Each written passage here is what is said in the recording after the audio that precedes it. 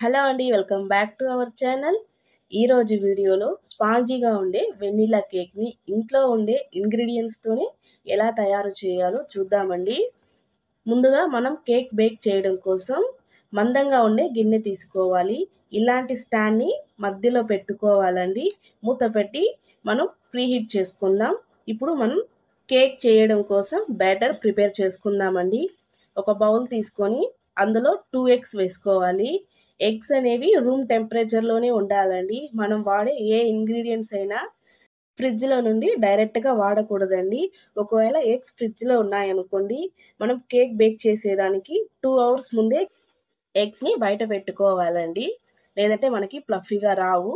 చూడండి, ఈ విధంగా ప్లఫీగా వచ్చేంత వరకు మనము బీట్ చేసుకోవాలి. ఇందులో హాఫ్ కప్ షుగర్ని యాడ్ చేసుకోవాలండి. ఒకేసారి వేయకుండా 3 బ్యాచెస్గా ఇలా కొద్ది కొద్దిగా వేసుకుంటూ మనం ఈ షుగర్ని కరిగించుకోవాలండి.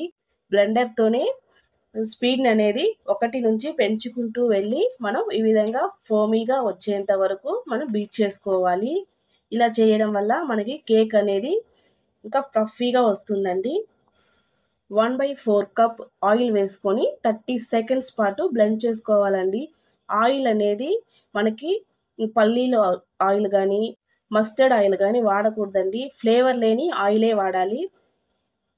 1/4 కప్ మిల్క్ వేసుకొని 30 సెకండ్స్ బ్లెండ్ చేసుకోవాలండి. మనం ఎంత బాగా బ్లెండ్ చేస్తే మనకి కేక్ అనేది అంత ఫ్లఫీగా వస్తుందండి. అంత సాఫ్ట్గా వస్తుంది. ఇప్పుడు ఇందులో డ్రై ఇంగ్రీడియంట్స్ యాడ్ చేసుకుందాము. బౌల్లో జల్లెడ పెట్టుకొని 3/4 cup maida, 1 spoon baking powder, 1/4 teaspoon baking soda వేసుకొని జల్లెడ పెట్టుకోవాలి. ఇందులో ఎటువంటి ఉంటలు లేకుండా జల్లెడ పెట్టుకోవాలండి.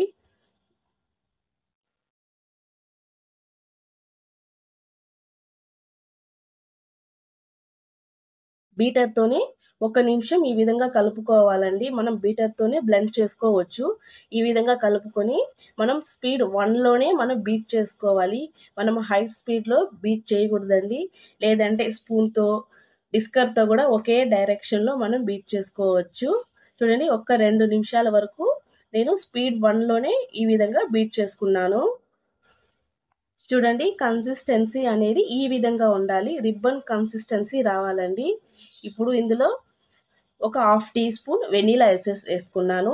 మీరు వెనీలా ఎసెన్స్ లేకపోతే ఎలాచీ పౌడర్ కూడా ఓ పావు టీ స్పూన్ వేసుకొని చేసుకోవచ్చు.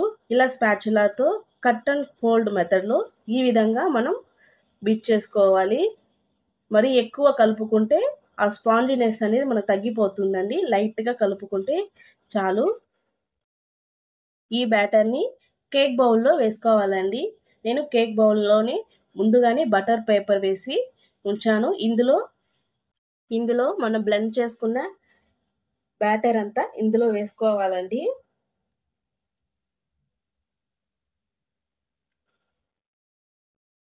మనం కేక్ చేయడం కోసం బ్యాటర్ అనేది మరి ఎక్కువ గట్టిగా ఉండకూడదండి. మరి ఎక్కువ గట్టిగా ఉండిందనిపిస్తే మనం కొద్దిగా మిల్క్ యాడ్ చేసుకొని చేసుకోవచ్చు.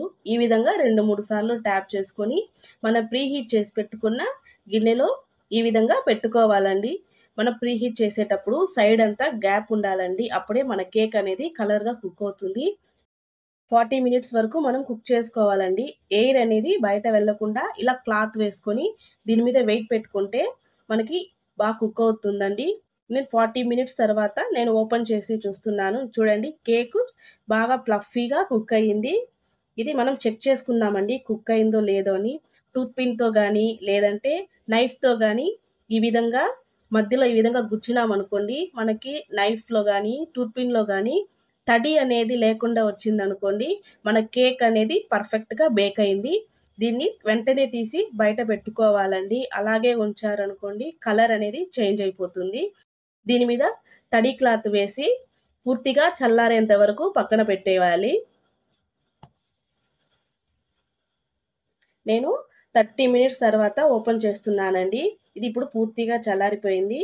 ఇప్పుడు ఒక నైఫ్ తీసుకొని సైడ్స్ అంతా ఈ విధంగా చేసుకోవాలండి. ఇలా చేయడం వల్ల కేక్ అనేది మనకి ఈజీగా రిమూవ్ అయిపోతుందండి. లేదంటే సైడ్ అంతా అలానే అతుకులుగా ఉంటుంది. మనకి అది పర్ఫెక్ట్‌గా రాదు. చూడండి ఈ విధంగా రివర్స్ చేసుకొని ఓ 2, 3 సార్లు ఇలా ట్యాప్ చేసుకున్నారనుకోండి మనకి ఈజీగా రిమూవ్ అయిపోతది. చూడండి కేకు పర్ఫెక్ట్‌గా కుక్ అయిపోయిందండి. దీని మీద ఉండే బటర్ పేపర్ రిమూవ్ చేసేసాను. చూడండి ఎంత స్పాంజీగా, ఎంత సాఫ్ట్‌గా కుక్ అయిందో. అంతే అండి. Vanilla sponge cake ready. మీరు కూడా ఈ రెసిపీ ట్రై చేసి ఎలా ఉందో నాకు కామెంట్ చేయండి. ఈ రెసిపీ నచ్చినట్లయితే ప్లీజ్ ఈ వీడియోని లైక్ చేసి ఫ్రెండ్స్ అండ్ ఫ్యామిలీకి షేర్ చేయండి.